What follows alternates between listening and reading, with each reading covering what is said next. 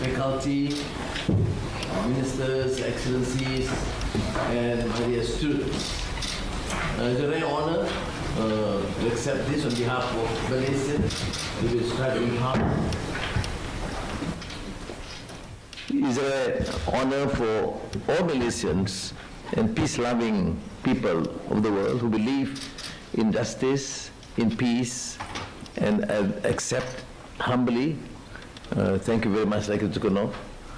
I didn't realize you surprised me with this. But it is, of course, a rare honor. And it would be taken as a major challenge for us to live to the aspirations of this great university, and more so to embark upon a journey which is very critical for mankind. We have lost the sense of honor, dignity, human values, and respect. And it is a challenge mainly to the young to do our utmost to assimilate knowledge, imbibe the know-how, the new disciplines of digital transformation and artificial intelligence, and the need to transform our societies through energy transition. At the same time, imbibe ourselves with strong values. The Russians talk about the Russian soul, and it is very consistent with our Madani framework. Yes, we have to effect change. We are living in unprecedented times. The pace of change is fast and unprecedented. The new technology demands us to be more creative and human beings to be more ingenious. But we should never lose our soul of dignity, of human values, and respect for one another, of different creed, different cultures and civilizations. Incidentally, I had a great meeting with President Vladimir Putin. We are here on his invitation with my colleagues, and exchanges from a very important international leader to a relatively smaller country in ASEAN. But we accorded the sense of respect, of equality in the level of comfort. And this is what needs to be promoted in the world. We don't believe in unilateral decisions and display of power and arrogance. We need to showcase that every community, every country, big or small, rich or poor, must be given the respect and recognition.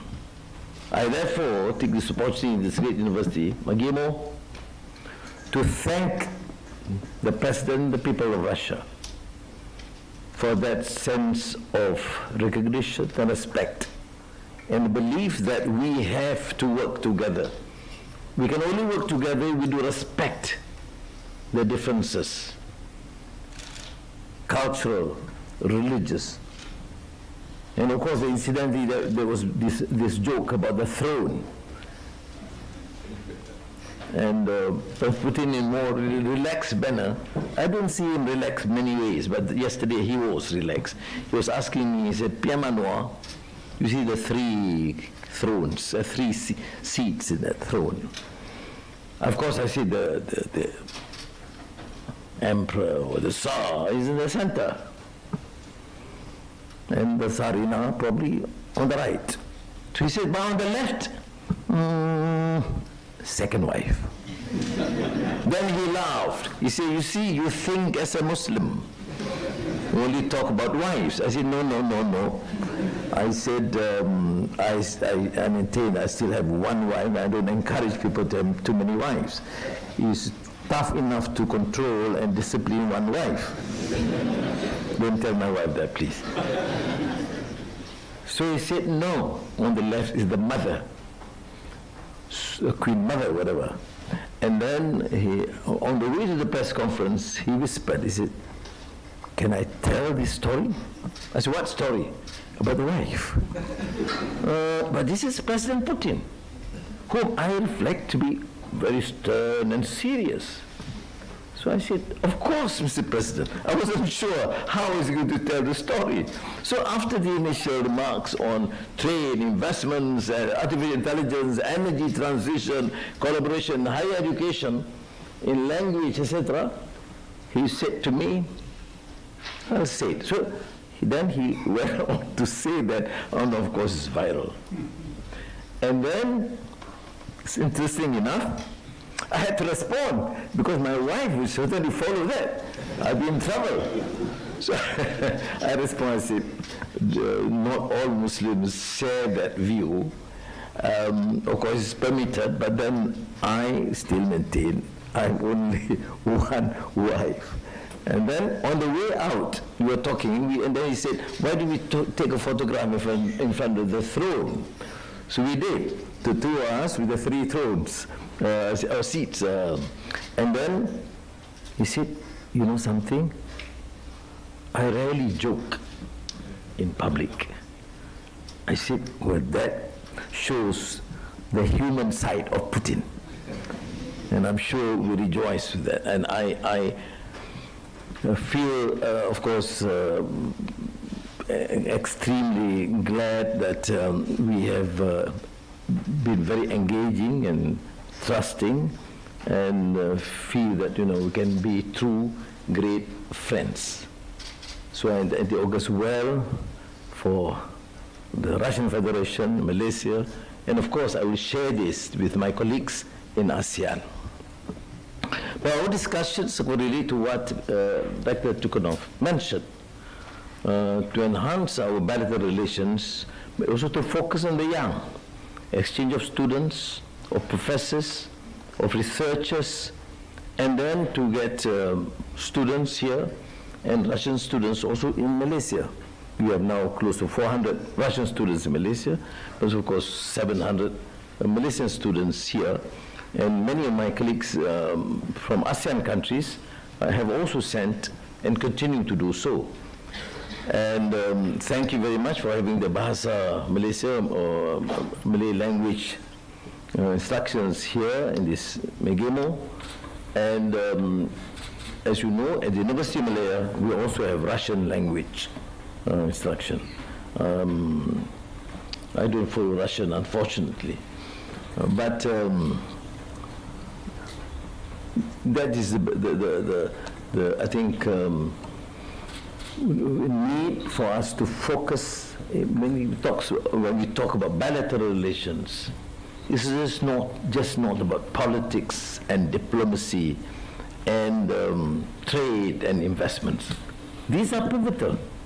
Yes, countries have to ensure that their fundamentals, economic fundamentals, be strong. But human values cannot be ignored. That's why, as I've said, in all my years, from the days I was a student and the many years I spent in prison, I took a lot of time and interest in reading all the great works of Russian thinkers and literary giants. Yesterday at the Metropole Hotel, I was in the Chekhov room. And then going there, I saw the Turgenev room and Tolstoy. And for the information of Rector, I must say that we have also encouraged our translation bureau to translate some of these great works. Where else can you find a country with such culture and tradition able to produce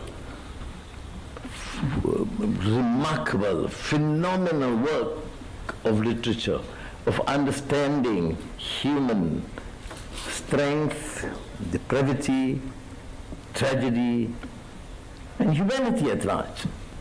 I mean, reading the works of Dostoevsky, Chekhov, Tolstoy, Pasternak, the poems of Anna Akhmatova, etc. I mean, would enrich not only the soul of Russia, but the soul of humanity, which is now terribly lacking.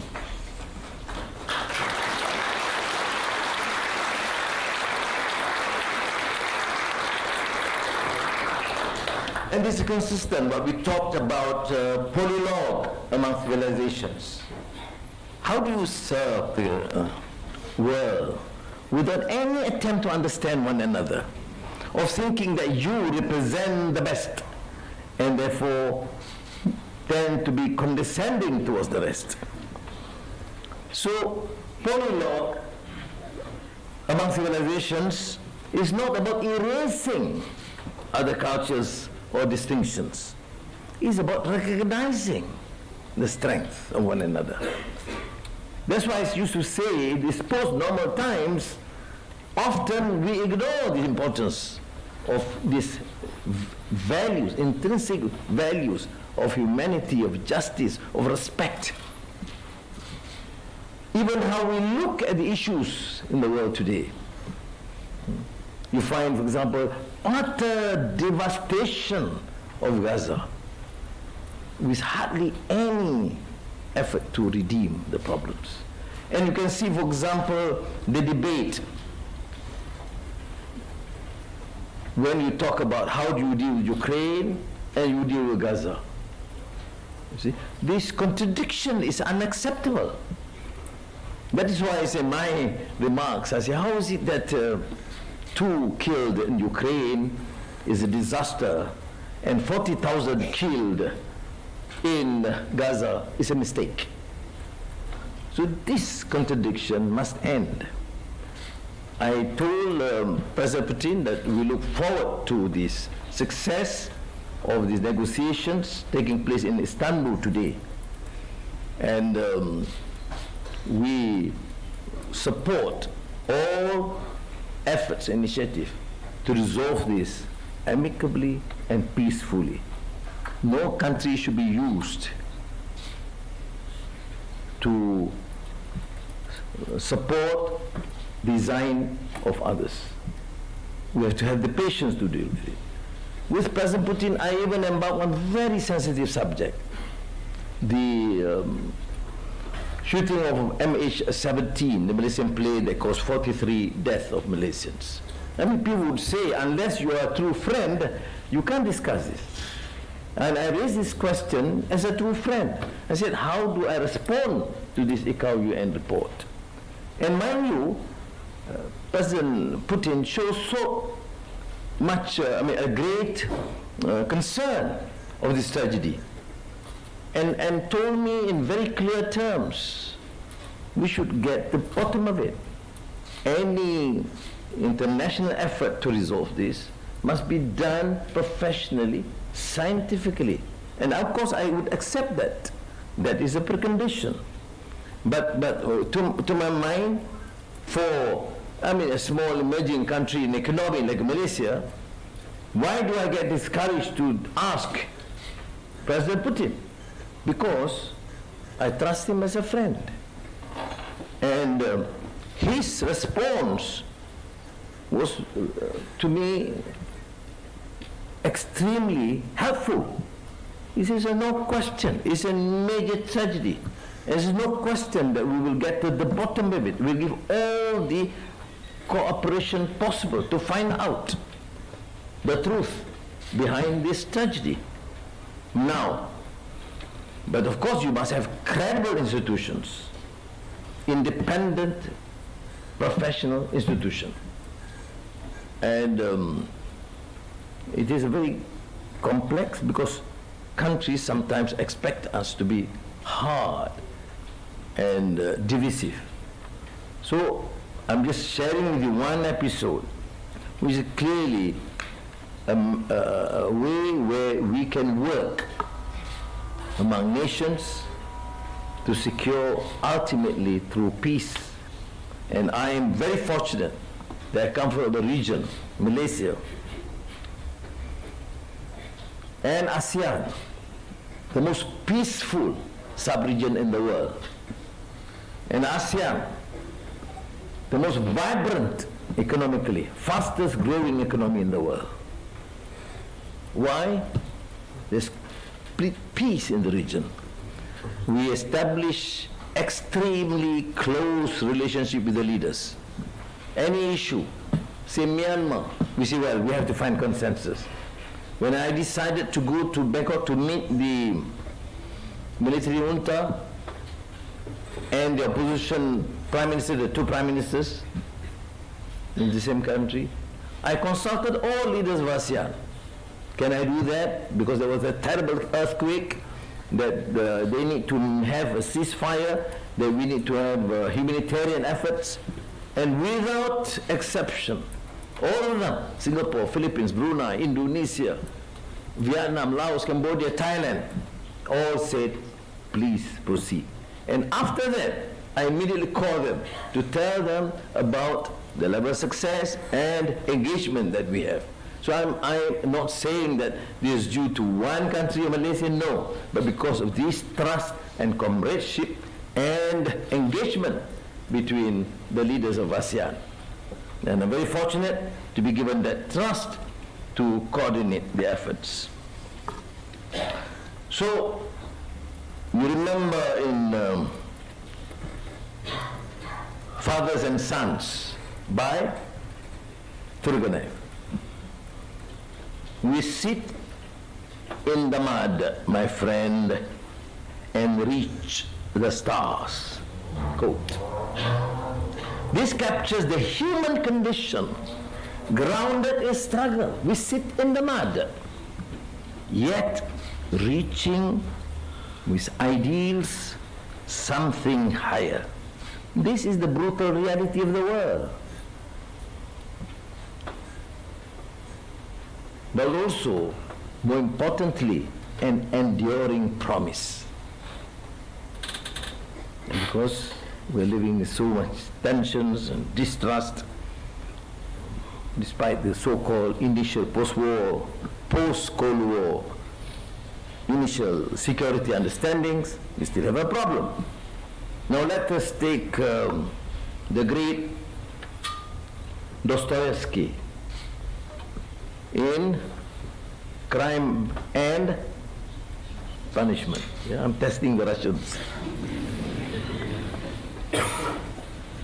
All is in a man's hands, and he lets it all slip from cowardice. That's an axiom. It would be interesting to know what it is men are most afraid of. Taking a new step, uttering a new word. A new word is what they fear most. So do not fear innovation, creativity, and the preparedness to state what is right, what is just, what is honorable. Now, I state this because we are in a geopolitical flux that casts a shadow not only on security issues, but on trade and economic cooperation. You know, there's rise. Can you imagine in 2025, after all the GATT and WTO and multilateral arrangements, now we have the rise of protectionism, arbitrary imposition on tariffs, unilateral sanctions, and economic decoupling that threatens the entire system that the world has somewhat agreed upon. So for a trading nation like Malaysia and my colleagues in ASEAN, this is nothing short from existential threat.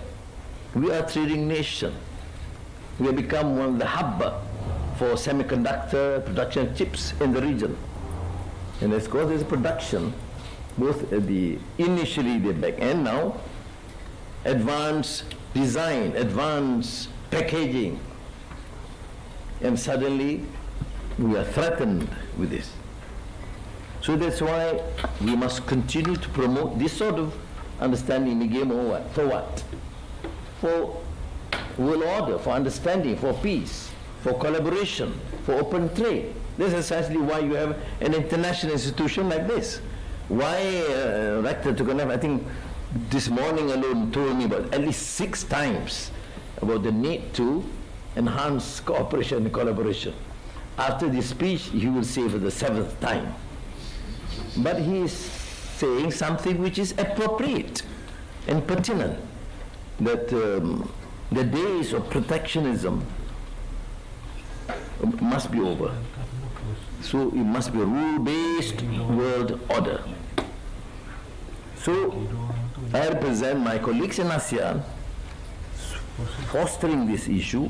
That's why we support CPTPP, RCEP, and now with Russian support. Mind you, the country that proposed Malaysia's entry as a partner in BRICS was Russian Federation. It was President Putin that proposed in last year's meeting, and of course supported by China, India, Ethiopia. We are very fortunate. So that's where BRICS stand for, and I think which we in Malaysia look forward to opening up trade and market from traditional partners. Now, notwithstanding what I've said, please remember that the United States is the largest investor into Malaysia and our largest trading partner. But that doesn't stop us from stating what we believe is right and honorable. Now, Alexander Solzhenitsyn reminds us the line dividing good and evil cuts through the heart of every human being. This reflects a universal truth. The struggle between our better and worst angels is not between nations, but within each of us. It is the humility that allows us to pursue his interests. As I must reiterate that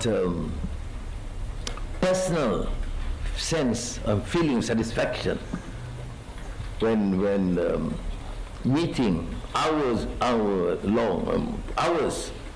yesterday with President Putin, this leader of this large, great country, would engage with a relatively much smaller country and economy with the same human recognition, equality, and collaboration.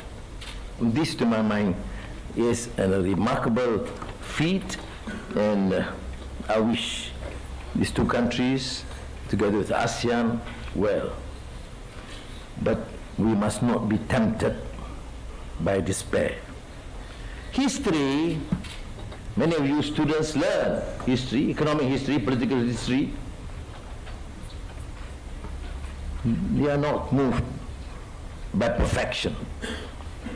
It is shaped by perseverance and resilience.